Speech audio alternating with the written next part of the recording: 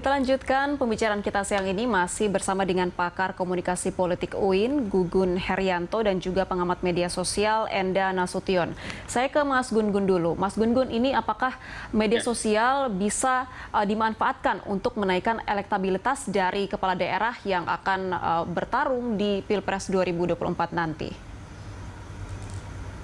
Ya, kalau pertanyaannya bisa atau tidak, tentu bisa ya.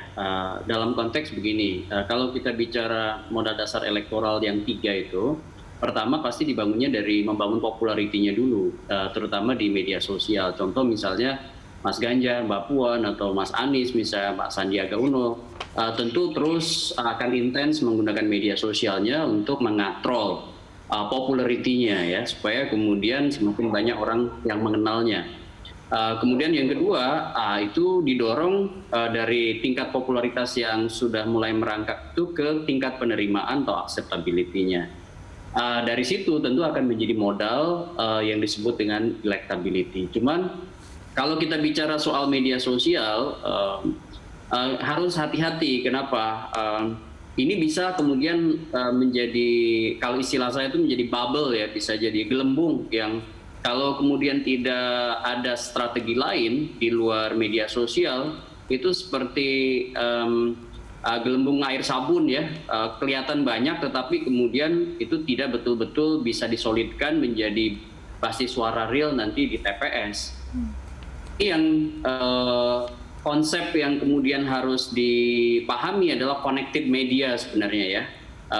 Media yang saling terhubung atau terkoneksi, misalnya pemanfaatan media konvensional untuk reinforcement atau peneguhan, kemudian media sosial untuk kemudian meramaikan begitu, sekaligus nanti ada upaya untuk kemudian mendorong itu pada langkah-langkah konkret micro targeting, misalnya ke kantong-kantong basis komunitas ya yang real, kemudian juga ke masyarakat dengan memahami pola segmentasinya seperti psikografi, demografi, gitu. Sehingga nanti lama-lama dia akan bisa menghitung ya potensi kemenangan dia di berbagai wilayah di Nusantara, jadi tidak hanya di Jawa.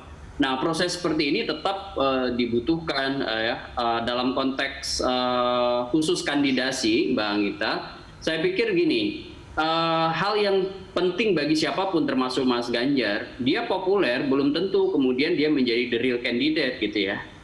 Sama seperti Mbak Puan, dia mungkin dia punya struktur partai tapi belum tentu juga bisa diterima oleh keberadaannya oleh partai-partai lain, terutama oleh publik calon pemilih begitu.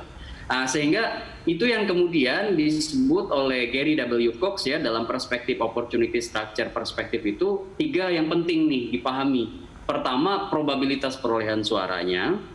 Ini bicara yang tadi itu, popularitas, akseptabilitas, kemudian elektabilitas. Kemudian yang kedua, cost of entry, biaya masuk gelanggang pertarungan, karena bagaimanapun politik kita ini masih high cost ya. Sehingga kemudian misalnya bagaimana memanage ya fundraising seperti melalui media sosial atau melalui basis-basis komunitas atau melalui kelompok-kelompok lobby gitu ya. Kemudian yang ketiga, nah ini yang tidak mudah bagi partai, soal keuntungan dalam kekuasaan atau benefit of office ya. Keuntungan dalam kekuasaan yang seringkali menjadi hambatan bagi mereka yang tidak berada di struktur partai dan pembuat kebijakan di partai untuk kemudian didukung menjadi benar-benar kandidat yang bisa maju di 2024 begitu. Itulah yang kemudian kita bisa maknai bahwa kandidasi itu sebuah kata yang sebenarnya dalam operasionalnya kompleks. Ya, jadi popularitas saja nggak cukup tuh. Makanya misalnya Mas Ganjar nih sekarang popularitasnya tinggi, harus hati-hati apakah kemudian PDI Perjuangan nyaman dengan itu gitu ya kan. Kemudian apakah kalau dia lompat ke partai lain itu harus dihitung sebagai apakah ini potensi karir politik dia di masa mendatang lebih safety atau tidak begitu kan. Buktinya juga banyak yang mungkin tiba-tiba pindah partai, itu juga menjadi bumerang bagi yang bersangkutan gitu dalam konteks keterjagaan daya tahan karir mereka di masa mendatang. Begitu sih. Memang Ya. ada sejumlah hal yang perlu diperhatikan ya Mas Gun-Gun. Saya mau Betul, ke betul sekali. Mas Enda. Mas Enda ini bagaimana sebenarnya trik-trik atau langkah seperti apa yang harus dilakukan oleh kepala daerah agar menggunakan media sosial ini bisa tepat sasaran dan tidak hanya sekedar alat atau media untuk self branding saja, namun juga bisa menyelesaikan permasalahan di masyarakat dalam menampung aspirasi atau feedback dari mereka.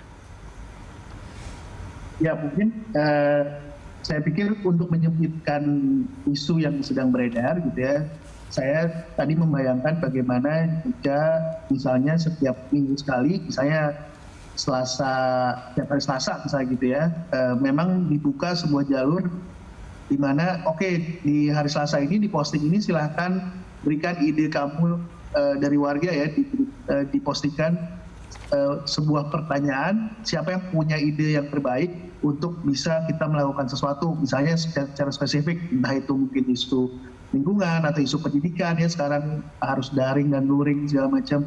Mungkin ada yang punya ide dan ide terbaik itu akan kita jalankan. Nah itu kan kalau dalam sebuah mekanisme birokrasi akan memakan waktu lama ya, ada undangan, ada mungkin harus ada diskusi, ada mewakili organisasi apa. Jadi di media sosial itu bisa dilakukan dengan cara yang cepat, dan kalau memang ada janji bahwa yang terbaik atau katakanlah yang mendapatkan voting terbanyak akan dilakukan, tentu akan ada semangat lain ya, di mana orang akan memberikan ide-ide terbaik yang mungkin selama ini tidak terpikirkan oleh baik itu pakar maupun oleh mereka yang ada di birokrasi. Jadi itu salah satu contoh aja bagaimana memang selain dari sekedar pencitraan, media sosial juga sangat bisa digunakan untuk menggerakkan ke hal-hal yang sifatnya konkret gitu. Untuk kegiatan maupun cara lain yang paling gampang adalah pengumpulan dana sebenarnya. Cuman kalau harus pengumpulan dana terus-terusan kan lama-lama bosan ya. Nah ini mungkin memang harus ada inovasi juga dari sisi penggunaan media sosial, di mana dari waktu ke waktu para pemimpin daerah ini juga tidak cuma sekedar posting aja, tapi juga melakukan inovasi-inovasi baru di platform media sosial yang ada, sehingga juga audiens juga tidak melihatnya sebagai sesuatu yang sama terus aja gitu, tapi ada sesuatu yang baru yang diperkenalkan. Baik, artinya kesimpulan yang saya tangkap dari pembicaraan kita siang ini bahwa media sosial jika digunakan dengan bijak, ini tidak hanya sebagai saluran untuk mempromosikan atau self branding dari kepala daerah saja, namun juga sebaiknya dimanfaatkan sebagai kanal untuk menampung kritik dari masyarakat agar bisa lebih baik kemajuan dari suatu daerah nanti ke depannya. Terima kasih banyak Mas Gun-Gun dan juga Mas Enda sudah hadir bersama kami di Lunch Talk siang ini.